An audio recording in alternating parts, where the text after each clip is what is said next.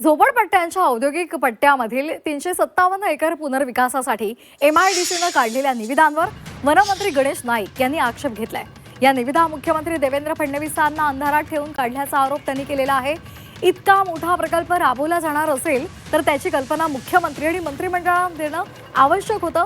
तसं काहीही केलं गेलं नाही। असा मोठा प्रकल्प राबवायचा आणि भरपूर पैसे जमा करायचे असा डाव होता, असा आरोपही नाईकांनी केलेला आहे।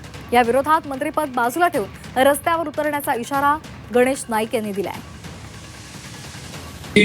जी घरमालकी मानलेली आहे की राज्य शासनाने मंत्रिमंडळाच्या संमतीने नियुक्त करायचे ठरवले 1500 स्क्वेअर फुटापर्यंत, आणि म्हणून याच्यापर्यंत नोटिसा कोणाला देण्याचा भानगडीत पडू नका। MIDC तलाठी केलेली आहे।